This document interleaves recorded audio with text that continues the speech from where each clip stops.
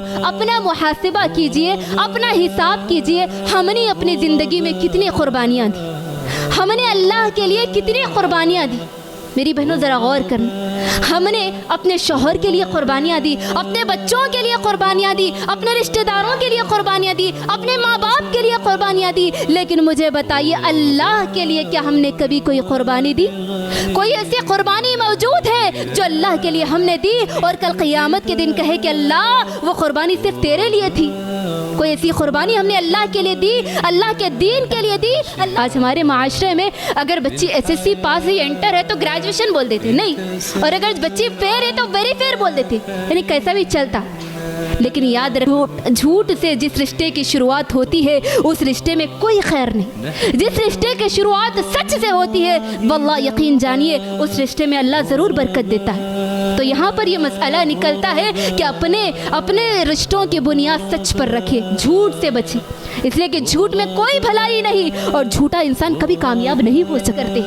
آج ہمارے معاشرے میں بیوہ کی مدد یہ سمجھی جاتی ہے کہ اس کے گھر پہ راشن پہنچا دیا جائے، اس کے ضرورتوں کو پورا کر دیا جائے، اس کی چھوٹی موٹی مدد کر دی جائے، یہ بیوہ کی مدد ہے۔ ہاں مدد ضرور ہے، لیکن سب سے بڑی مدد یہ ہے کہ آپ بیوہ کا دوسرا نکاح کرائیے، بیوہ کا سہارا بنیے یا پھر کسی اور کو سہارا بنائیے، یہ سب سے بڑی مدد ہے جو اللہ کے نبی نے مجھے اور آپ کو کر کے دکھایا۔ اللہ کے نبی نے ام سلمہ کو ان کے بچوں کے ساتھ قبول کیا اور امت کے لیے پیغام دیا کہ کسی بیوہ کی مدد کرنا ہو تو اس سے نکاح کر کے اس کی مدد کر دے۔ اللہم اجرنی فی مصیبتی، اس مصیبت میں مجھے ثواب دے، واخلف لی خیرا منہا، اس کے بدلے اس سے بہتر مجھے عطا کر دے۔ یہ دعا کرتی ام سلمہ۔ کون دعا کرتی بولو؟ ام سلمہ دعا کرتی ہے۔ رہی ہوں ام سلمہ کہتی کہ میں جب بھی یہ دعا پڑھتی کہ اے اللہ مجھے اس مصیبت میں اس سے بہتر بدلا دے، تو میں دل میں سوچتی کہ اے اللہ مجھے ابو سلمہ سے بہتر کون شوہر مل سکتا ہے۔ یعنی ابو سلمہ اتنے اخلاق کے مالک تھے، اتنی محبت کرنے والے شوہر تھے کہ وہ سوچتی کہ مجھے ابو سلمہ سے بہتر شوہر کون مل سکتے ہیں۔ آج ہمارے اوپر ایک بھی مصیبت آ جاتی میری بہنوں، پھر مصیبت کے بعد اگر دوسری مصیبت آ گئی تو اللہ اکبر، کہاں کہاں جاتے نہیں ماں کے پاس، اللہ اکبر۔ لیکن قربان جائیے ام سلمہ رضی اللہ عنہا، ان پر مصیبتیں آتی گئی، پریشانیاں آتی گئی، لیکن اللہ کی خاطر انہوں نے اتنی قربانیاں دی، اتنی قربانیاں دی، ان سے ہر وہ چیز چھن گئی، لیکن انہوں نے اللہ کے لیے ثابت قدم رہی اور ٹس سے مس نہیں ہوئی، اور آخر میں اللہ تعالیٰ ان سے راضی ہوتے ہوئے ان کو خطاب عطا کیا، رضی اللہ عنہم ورضوا عنہ، اللہ ان سے راضی ہو گیا اور وہ اللہ سے راضی ہو گئی۔ ام سلمہ رضی اللہ عنہا، ان کی زندگی کے حالات، ان کی مختصر زندگی ہم آپ کے سامنے رکھیں گے۔ تو یہ ام سلمہ رضی اللہ عنہا جو تھی، ان کا اصل نام ہند تھا۔ کیا تھا؟ ہند بنت ابو امیہ ان کا نام تھا، ہند بنت ابی امیہ۔ اصل نام ان کا ام سلمہ نہیں تھا، بلکہ اصل نام ہند تھا، ہند بنت ابی امیہ۔ یہ ام سلمہ کے نام سے مشہور اسی لیے ہوئی کہ عرب میں دستور تھا کہ لوگ اکثر کنیت کے ذریعے مشہور ہوا کرتے تھے، نام سے مشہور نہیں ہوا کرتے تھے۔ اور کنیت میں نے آپ کو اسی پہلے کے لیکچر میں سمجھایا، کنیت کس کو بولتے ہیں؟ یعنی کسی بچے کے نام سے ماں کا نام مشہور ہو جاتا ہے یا باپ کا نام مشہور ہو جاتا ہے۔ جیسے ام سلمہ کا ایک بیٹا تھا جن کا نام سلمہ تھا، اسی کے نام سے ام سلمہ رضی اللہ عنہا مشہور ہوئی، کیا بول کے؟ ام سلمہ، یعنی سلمہ کی ماں۔ اور ابو سلمہ مشہور ہوئے، ام سلمہ کے شوہر مشہور ہوئے ابو سلمہ کے نام سے۔ کیا مطلب؟ ابو سلمہ، سلمہ کے باپ۔ تو اسی طرح عرب میں دستور تھا کہ لوگ اپنے نام سے زیادہ کنیت سے پہچانے جاتے تھے۔ تو اسی طرح ام سلمہ رضی اللہ عنہا یہ ان کی کنیت تھی اور نام ہند بنت ابی امیہ تھا۔ اور اسی طرح یہ ام سلمہ رضی اللہ عنہا کے والد کون تھے؟ ابی امیہ۔ یہ ایک ایسے انسان تھے جو مکہ میں بہت مشہور تھے۔ کس کے باپ؟ ام سلمہ رضی اللہ عنہ کے باپ بہت مشہور تھے، ان کی ثقافت کی وجہ سے، ان کی اچھی اخلاق کی وجہ سے، اور ان کو لوگ ایک لقب سے جانتے تھے، زاد الراکب کے لقب سے جانتے تھے۔ کیوں؟ کیونکہ جب بھی کسی قافلے میں جانا ہوتا، کہیں پر جانا ہوتا، تو پورے اخراجات سنبھالتے، یعنی دوسروں سے کہتے کہ کسی کو کوئی ٹفن لانے کی ضرورت نہیں، اب جو قافلے میں جتنے اخراجات جتنا کام رہے گا وہ سب ہمارے ذمے، یعنی جتنا ٹفن کا انتظام ہے، کھانے کا انتظام ہے، ہر چیز کا انتظام ان کے ذمے تھا۔ اسی وجہ سے ان کے باپ کا نام زاد الراکب کے نام سے مشہور تھے۔ تو اندازہ لگائیے ام سلمہ ایک ایسے باپ کے زیر نگرانی میں پرورش پڑتی ہے جو کہ ایک فیاض کے نام سے مشہور تھا، سخاوت جن کی مشہور تھی، جن کے اخلاق پورے مکہ میں مشہور تھی۔ اب اس کے بعد ام سلمہ رضی اللہ عنہا کا نکاح کس سے ہوتا؟ نبی صلی اللہ علیہ وسلم کی زندگی میں آنے سے پہلے، جیسے آپ پچھلے لیکچر میں بتایا گیا کہ سوائے اماں عائشہ رضی اللہ عنہا کے جتنی بیویاں اللہ کے نبی کی تھی وہ تمام کے تمام یا تو طلاق یافتہ تھی یا بیوہ تھی، اور سوائے اماں عائشہ کے وہ صرف کنواری تھی، اور باقی کے کیا تھے؟ طلاق یافتہ تھے یا بیوہ تھے۔ اب ام سلمہ رضی اللہ عنہا کا نکاح پہلے کس سے ہوتا؟ عبداللہ بن عبد الاسد، جن کی کنیت کیا تھی؟ ابو سلمہ سے یہ مشہور ہوئے، ان کا اصل نام عبداللہ بن عبد الاسد تھا۔ تو ان سے نکاح ہوتا۔ نکاح کے بعد جو ابو سلمہ اور ام سلمہ رضی اللہ عنہ جو بیوی اور شوہر ہے، یہ اس وقت اسلام لاتے ہیں، یہ اس وقت اسلام قبول کرتے ہیں جب نبی صلی اللہ علیہ وسلم پر سب سے پہلے نبوت جب نازل ہوتی، جب نبوت کا اعلان اللہ کے نبی نبوت کا اقرار کرتے، اعلان کرتے، تو اسی وقت ام سلمہ اور ابو سلمہ دونوں اسلام لاتے۔ السابقون الاولون میں یہ دونوں شامل تھے، یعنی وہ خوش نصیب لوگوں میں سے یہ دونوں تھے جس وقت اسلام ایسے حالات میں لاتے جس حالات میں نبی صلی اللہ علیہ وسلم کو انکار کرنے والے بہت تھے، لیکن ان خوش نصیبوں میں ان دونوں کا بھی شامل تھا۔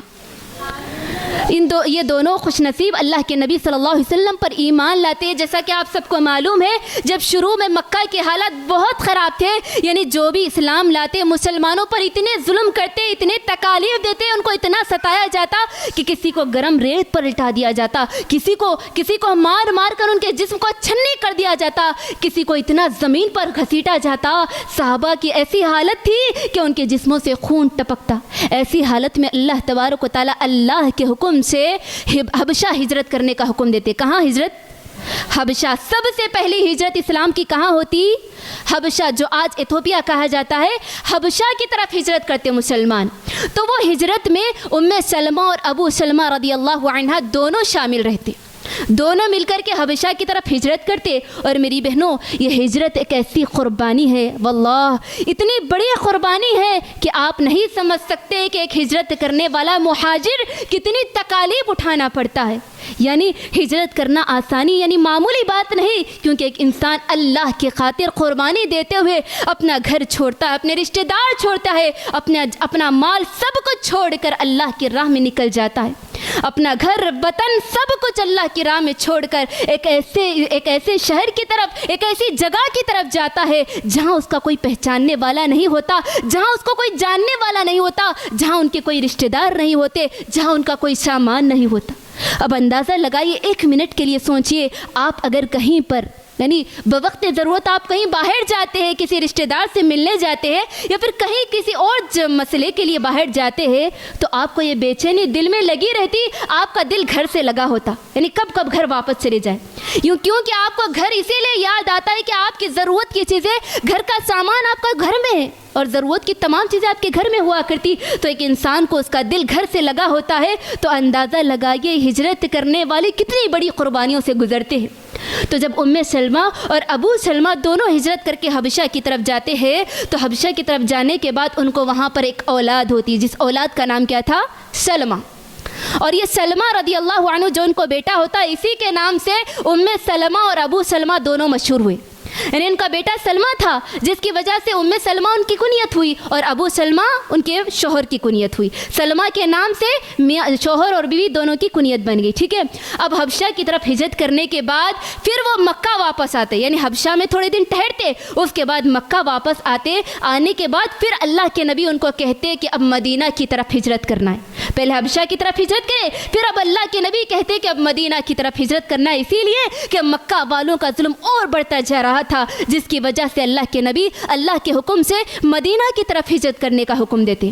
تو اندازہ لگائیے امتحان پر امتحان، آزمائش پر آزمائش، اللہ اکبر۔ یہ جیسے ہی پھر مکہ سے واپس آنے، حبشہ سے واپس آنے کے بعد مکہ میں رکتے ہیں، اللہ کے نبی کا حکم آتا ہے، پھر مدینہ کی طرف نکلنے کے لیے تیار ہو جاتے۔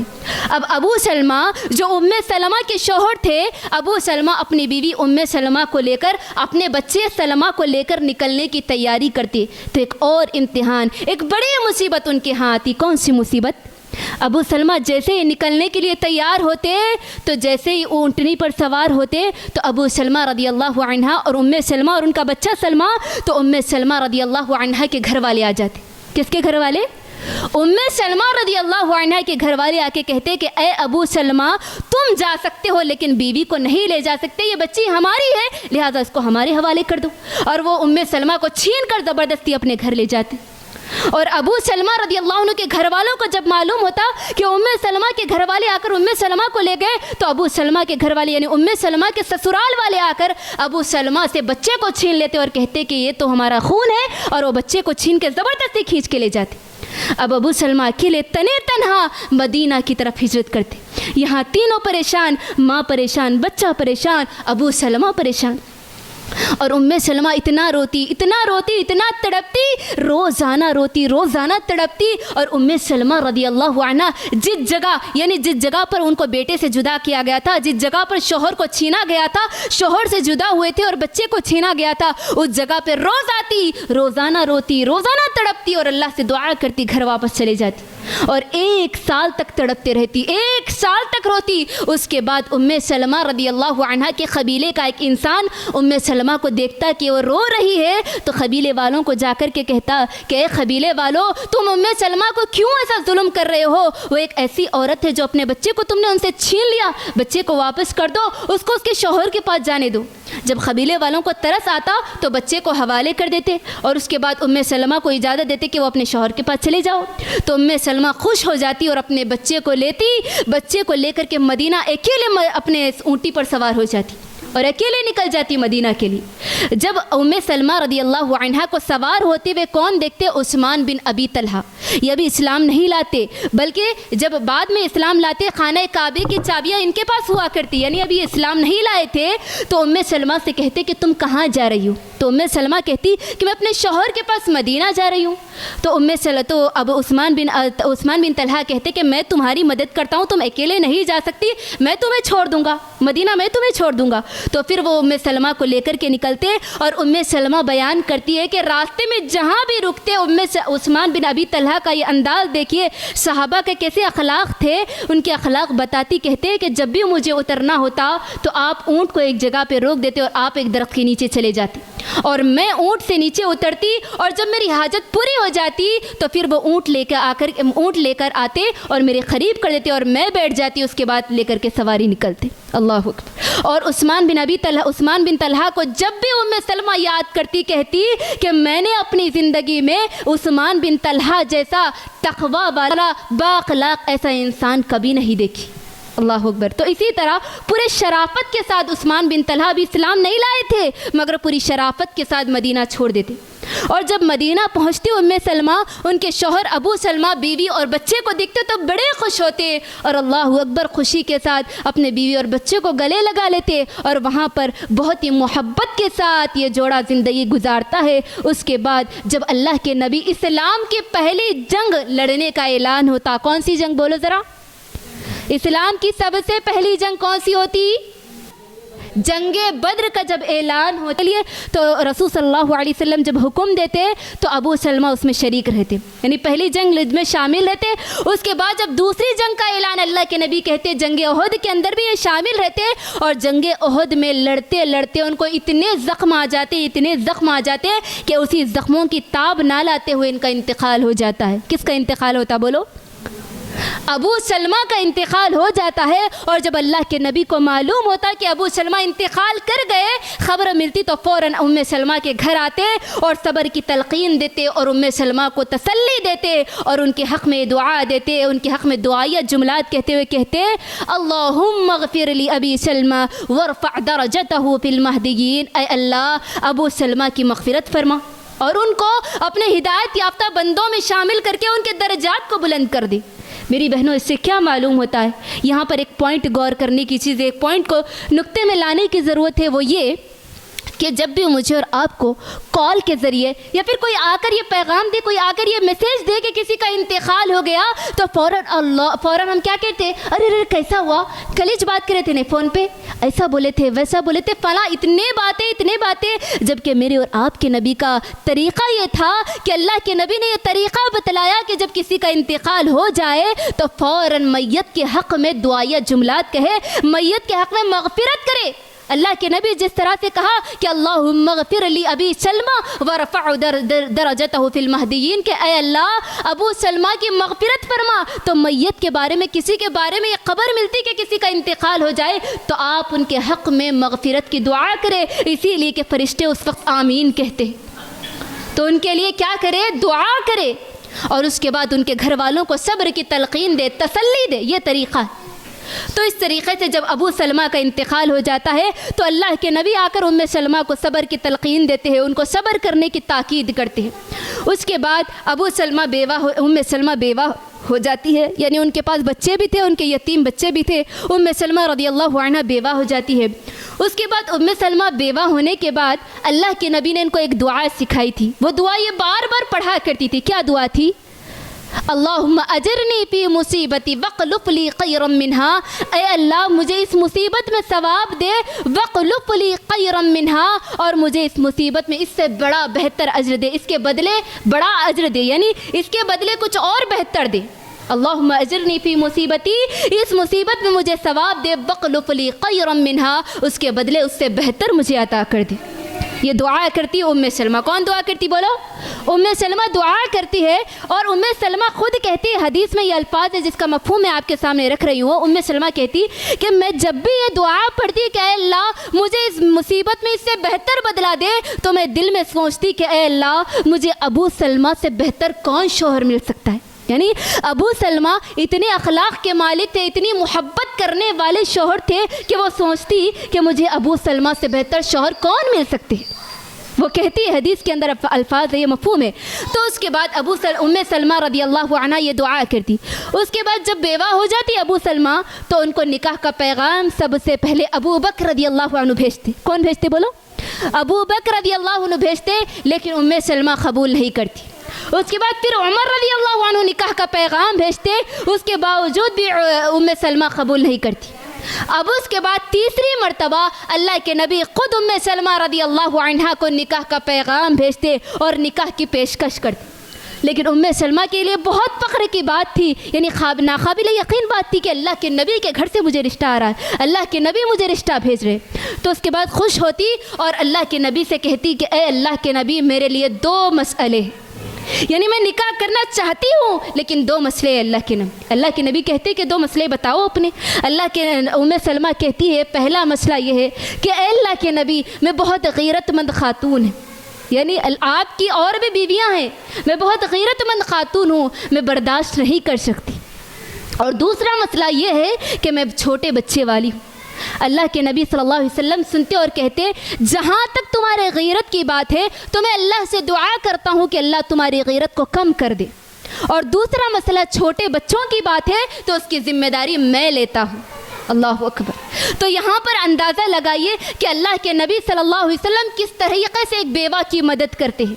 आज हमारे मुआशरे में बेवा की मदद ये समझी जाती है कि उसके घर पे राशन पहुंचा दिया जाए, उसके ज़रूरतों को पूरा कर दिया जाए, उसकी छोटी मोटी मदद कर दी जाए, ये बेवा की मदद है। हाँ, मदद ज़रूर है, लेकिन सबसे बड़ी मदद ये है कि आप बेवा का दूसरा निकाह कराइए, बेवा का सहारा बनिए या फिर किसी और को सहारा बनाइए। ये सबसे बड़ी मदद है जो अल्लाह के नबी ने मुझे और आपको करके दिखाया। अल्लाह के नबी ने उम्मे सलमा को उनके बच्चों के साथ कबूल किया और उम्मत के लिए पैगाम दिया कि किसी बेवा की मदद करना हो तो उससे निकाह करके उसकी मदद करो। ये पैगाम है। इसी तरह जब दो मसले रखती है उम्मे सलमा, अल्लाह के नबी उसको कबूल करते हैं। उसके बाद उम्मे सलमा रज़ियल्लाहु अन्हा का निकाह अल्लाह के नबी सल्लल्लाहु अलैहि वसल्लम से 4 हिजरी में शव्वाल में होता है। उसके बाद मेरी बहनों اللہ کے ام سلمہ رضی اللہ عنہ کی زندگی سے ایک پیغام یہ بھی ملتا ہے کہ آج ہماری شادیوں کی جو بنیاد ہوتی ہے، آج ہماری شادیوں میں جو مسئلے ہوتے ہیں، ہم مسئلوں کو چھپن چھپی سے کام لیتے، یعنی اگر کوئی مسئلہ ہے تو بولتی نہیں، شادی کے بعد بولتی، شادی سے پہلے نہیں۔ حالانکہ ام سلمہ یہ پیغام دیتی ہے اگر کوئی مسئلہ ہو تو دونوں فریقوں کے درمیان، دونوں رشتہ داروں یعنی دونوں جو ذمہ داران ہوتے ہیں ان کے سامنے رکھی جائے۔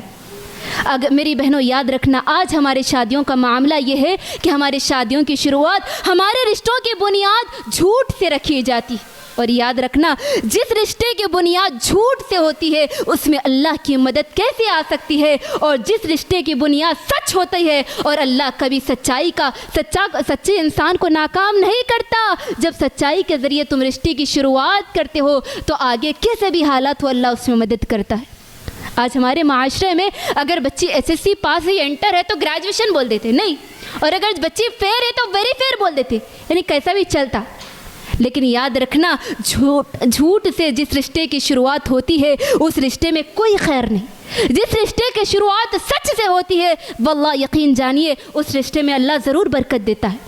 تو یہاں پر یہ مسئلہ نکلتا ہے کہ اپنے رشتوں کی بنیاد سچ پر رکھے، جھوٹ سے بچے، اس لیے کہ جھوٹ میں کوئی بھلائی نہیں، اور جھوٹا انسان کبھی کامیاب نہیں ہو سکتا۔ اس کے بعد اللہ کے نبی صلی اللہ علیہ وسلم سے ام سلمہ کا نکاح کب ہوتا؟ شوال 4 ہجری میں نکاح ہو جاتا۔ اسی طرح جب ام سلمہ رضی اللہ عنہ نبی صلی اللہ علیہ وسلم کی زندگی میں داخل ہو جاتی تو ایک بہت بڑی قربانی کے بعد داخل ہوتی، یعنی سب سے پہلے ان سے اللہ تبارک و تعالیٰ اتنے امتحان کہ پہلے امتحان پہ امتحان، آزمائش پہ آزمائش، اس کے بعد جا کر اللہ کے نبی سے نکاح ہوتا ہے۔ تو یہ ام سلمہ یہ حق رکھتی تھی کہ جب اتنی قربانیاں انہوں نے دی تو یہ حق رکھتی تھی کہ آنے والی نسل کی تمام لوگوں کے لیے ماں کا درجہ ان کو دیا جائے۔ تو اللہ تبارک و تعالیٰ نے ان کو ماں کا درجہ دیتے ہوئے نبی صلی اللہ علیہ وسلم کی بیوی بنا دیا۔ اب یہ نبی صلی اللہ علیہ وسلم کی، میری بہنوں اب یہاں پر اپنا جائزہ لیجئے، ایک بہت بڑا پیغام مجھے اور آپ کو ملتا ہے۔ کیا پیغام ملتا ہے مجھے بولیے؟ کہ ام سلمہ رضی اللہ عنہا نے اپنی زندگی میں اتنی قربانیاں دی، اللہ اکبر، یقین جانیے اتنی قربانیاں دی۔ اب مجھے بتائیے میری بہنوں، اپنا محاسبہ کیجئے، اپنا حساب کیجئے، ہم نے اپنی زندگی میں کتنی قربانیاں دی، ہم نے اللہ کے لیے کتنی قربانیاں دی۔ میری بہنوں ذرا غور کرنا، ہم نے اپنے شوہر کے لیے قربانیاں دی، اپنے بچوں کے لیے قربانیاں دی، اپنے رشتہ داروں کے لیے قربانیاں دی، اپنے ماں باپ کے لیے قربانیاں دی، لیکن مجھے بتائیے اللہ کے لیے کیا ہم نے کبھی کوئی قربانی دی؟ کوئی ایسی قربانی موجود ہے جو اللہ کے لیے ہم نے دی اور کل قیامت کے دن کہے کہ اللہ وہ قربانی صرف تیرے لیے تھی؟ کوئی ایسی قربانی ہم نے اللہ کے لیے دی، اللہ کے دین کے لیے دی، اللہ کے اسلام کی خاطر ہم نے کوئی قربانی دی؟ تو کہاں تھے ہم؟ کہاں پر چل رہا تھا؟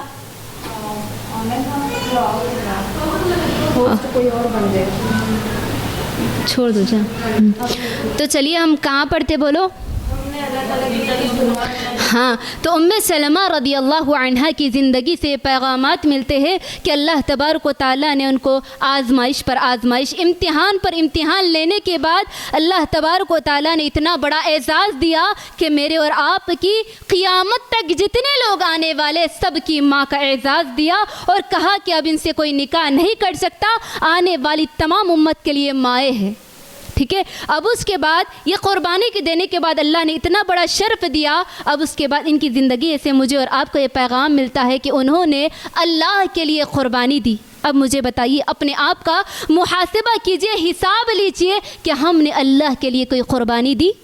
کیا کوئی ایسی قربانی ہماری موجود ہے؟ ہم نے قربانیاں تو بہت دی، اپنے شوہر کے لیے، بچوں کے لیے، رشتہ داروں کے لیے، اپنے ماں باپ کے لیے۔ کیا کوئی ایسی قربانی موجود ہے جو اللہ کے لیے ہو، جو دین اسلام کے لیے ہو، جو دین کی خاطر ہو، تاکہ کل قیامت کے دن اللہ کے سامنے کھڑے ہو کر کہے کہ اللہ یہ قربانی صرف تیرے لیے تھی؟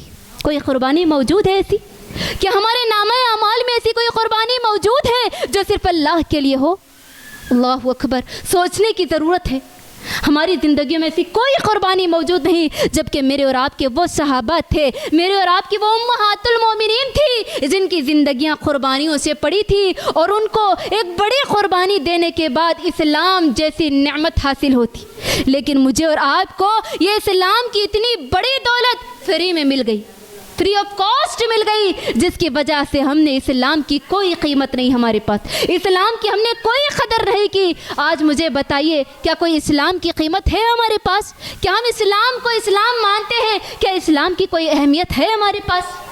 मेरी बहनों, हम अपने मामलात पर गौर करिए, कितने हमारे मामलात इस्लाम के मुताबिक, कितने हमारे मामलात इस्लाम की शरीयत के मुताबिक है। अपनी शादियों को उठा कर के देखो, अपने कारोबारों को उठा कर के देखो, अपनी ज़िंदगी के हिस्से को उठा कर के देखो, क्या हमारे मामलात दीन के मुताबिक है? ज़रा गौर करके देखिए कि हम दीन के मुताबिक अमल कर रहे हैं, क्या हम दीन के लिए कितना वक्त लगा रहे हैं, जो दीन का इल्म हासिल करने के लिए अपना कितना वक्त दे रहे हैं, कोई दीन का हिस्सा पहुंचाने के लिए कितना वक्त हम दे रहे हैं, इल्म हासिल करने के लिए, अमल करने के लिए, दूसरों को पहुंचाने के लिए कितना हम वक्त देते।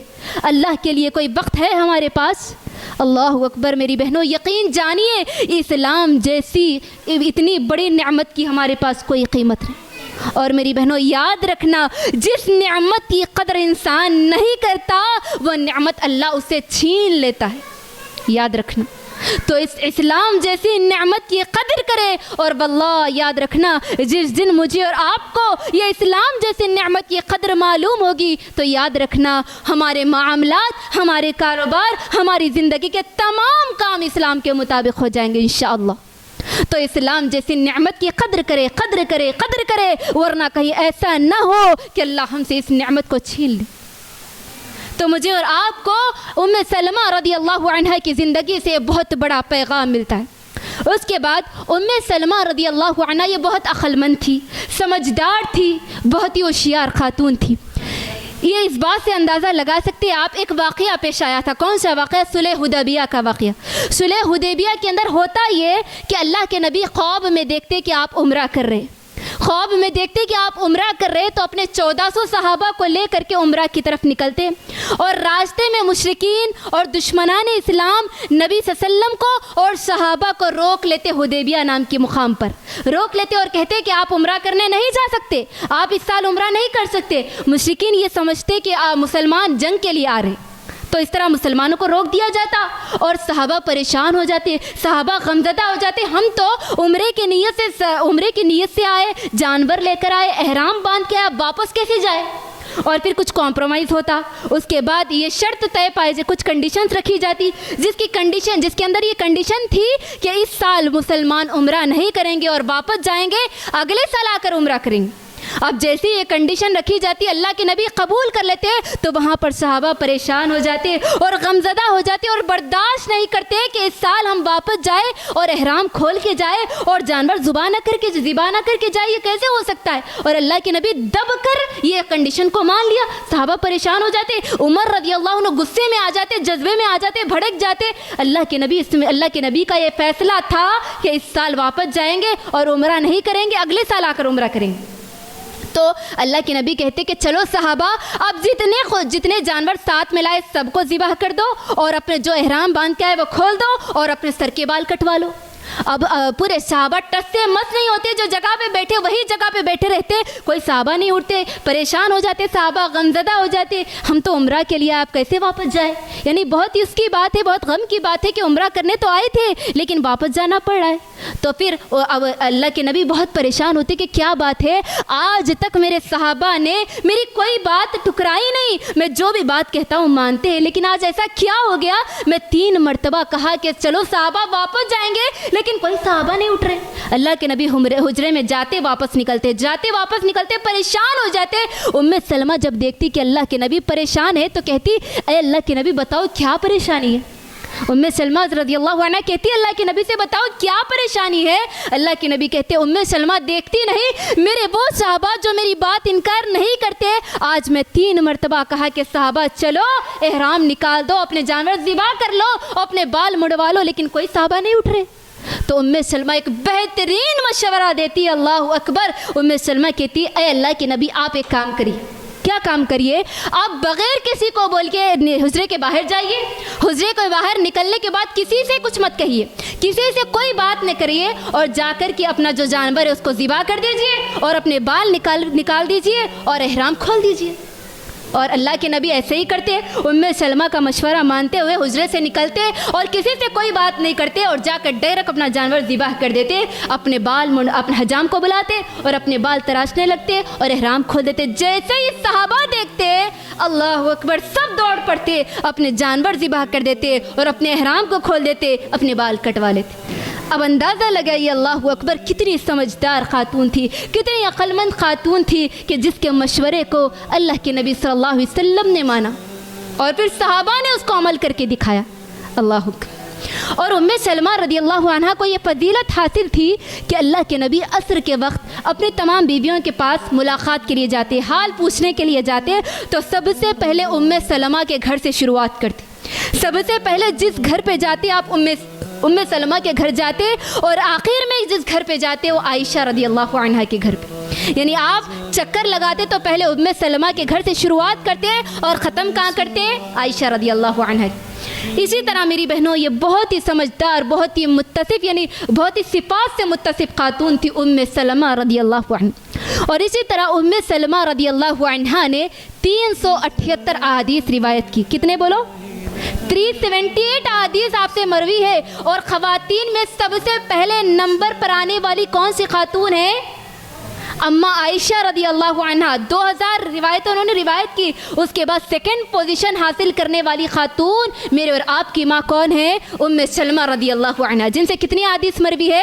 378 احادیث مروی ہے۔ اور انہوں نے شریعت کے احکام پر بہت احادیث مروی کی، جیسے اللہ کے نبی سے بار بار آپ پوچھتی، سوالات کرتی۔ اسی طرح اللہ کے نبی سے ایک مرتبہ آپ سوال کرتی، اے اللہ کے نبی جنابت کی حالت میں جب ہوتی ہوں، ابن حماجہ کی حدیث ہے جس کا مفہوم میں آپ کے سامنے رکھ رہی ہوں، جنابت کی حالت میں جب ہوتی ہوں تو میں اپنے سر کے بالوں کو، یعنی میرے سر میں بہت لمبے بال ہوتے ہیں تو میری چوٹیاں ٹائٹ ہوتی ہے، تو ایسی حالت میں کیا سر کے بالوں کو کھول کے پانی ڈالوں، سر کے بالوں کو کھول کے غسل کروں؟ تو اللہ کے نبی کہتے کہ آپ کے سر کے بال کھولنے کی ضرورت نہیں ہے، 3 مرتبہ سر پہ سے پانی بہا لو کافی۔ کیا مسئلہ کیا سمجھ میں آیا بولو؟ یعنی جنابت کی حالت میں عورت غسل کرے گی، اس کے لمبے بال ہے تو اس کے لیے مشقت کی ضرورت نہیں ہے، سر کے اوپر سے 3 مرتبہ پانی ڈال لے، سر کی جڑیں کچی ہو جائے کافی ہے۔ ہاں البتہ حیض کی حالت میں اگر عورت حیض کے بعد اگر غسل کر رہی ہے تو اس کے لیے ضروری ہے اپنے بالوں کو کھولے اور غسل کرے۔ ہاں جنابت کی حالت میں وہ 3 مرتبہ پانی ڈال لے اور پورے بدن پر پانی ڈال لے، غسل کافی ہو جائے۔ تو اسی طرح شریعت کے کئی احکام انہوں نے اللہ کے نبی سے بیان کیا اور اللہ کے نبی نے ان کو جوابات دیا جو آنے والی تمام امت کے لیے اسوہ ہے۔ اللہ اکبر۔ اس طریقے سے کئی احادیث انہوں نے روایت کی۔ اسی طرح احادیث کی روایت کے بعد ان کا سیکنڈ نمبر پر ان کا نام آتا ہے، بہت ہی فضیلت کی بات ہے۔ اس کے بعد انہوں نے پورے امہات المؤمنین میں سب سے آخر میں وفات پانے والی یہی ام سلمہ رضی اللہ عنہ 90 سال کی عمر میں انتقال کر جاتی ہے اور 61 ہجری میں انتقال ہوتا ہے ان کا، اور پوری 90 سال کی عمر میں ان کا انتقال ہوتا ہے۔ اور بقیع کے قبرستان میں ابو ہریرہ رضی اللہ عنہ ان کے جنازہ کی نماز پڑھتے ہیں۔ تو ان کی یہ زندگی کے حالات سے مجھے اور آپ کو یہ پیغام ملتا ہے، ان کے ایک مثالی زندگی سے مجھے اور آپ کو کئی پیغامات ہم نے دیکھے، تو سب سے بڑا پیغام یہ ملتا ہے کہ اللہ اکبر، یہ سب سے اللہ اور اس کے رسول کی سب سے پہلے یہ اطاعت کرنے والی تھی۔ کیا تھی؟ اللہ اور اس کے رسول کی یہ اطاعت کرنے والی تھی۔ تو میرے اور آپ کے لیے اسوہ ہے کہ ہم ہر معاملے میں سب سے پہلے یہ چیک کریں کہ اللہ اور اس کے رسول کا حکم ہے یا نہیں۔ کسی بھی عمل کو چیک کرنے کے لیے آپ کا ضابطہ ہے، قانون ہے کہ اللہ اور اس کے رسول کے مہر لگی ہے تو وہ کام کرنا ہے، ورنہ نہیں۔ اور ام سلمہ کی زندگی سے مجھے اور آپ کو ایک بہت بڑا پیغام ملتا ہے کہ اللہ تبارک و تعالیٰ کی دین کی خاطر جس طرح ام سلمہ نے مشقتیں برداشت کی، جس طرح ان پر آزمائشیں آتی گئی، لیکن آزمائشیں ان سے ذرہ برابر پیچھے نہیں ہٹی۔ اللہ اکبر، قربان جائیے۔ آج ہمارے اوپر ایک بھی مصیبت آ جاتی میری بہنوں، پھر مصیبت کے بعد اگر دوسری مصیبت آ گئی تو اللہ اکبر کہاں کہاں جاتے نہیں معلوم، کسی کے پیچھے ہم کہاں دکھتے نہیں معلوم۔ اللہ اکبر، فلاں بابا کے پاس، فلاں بابا کے پاس، فلاں درخت کے پاس، اللہ اکبر۔ لیکن قربان جائیے ام سلمہ رضی اللہ عنہ، ان پر مصیبتیں آتی گئی، پریشانیاں آتی گئی، لیکن اللہ کی خاطر انہوں نے اتنی قربانیاں دی، ان سے ہر وہ چیز چھن گئی، لیکن انہوں نے اللہ کے لیے ثابت قدم رہی اور ٹس سے مس نہیں ہوئی، اور آخر میں اللہ تعالیٰ ان سے راضی ہوتے ہوئے ان کو خطاب عطا کیا، رضی اللہ عنہم ہم برضوا عنہ، اللہ ان سے راضی ہو گیا اور وہ اللہ سے راضی ہو گئی۔ تو ان کے حالات زندگی ہے۔ اللہ تعالیٰ سے دعا ہے کہ الہ العالمین ہم تمام کو امہات المؤمنین کے نقش قدم پر چلنے کی توفیق عطا فرما، آمین۔ وآخر دعوانا ان الحمد للہ رب العالمین۔ السلام علیکم ورحمۃ اللہ وبرکاتہ۔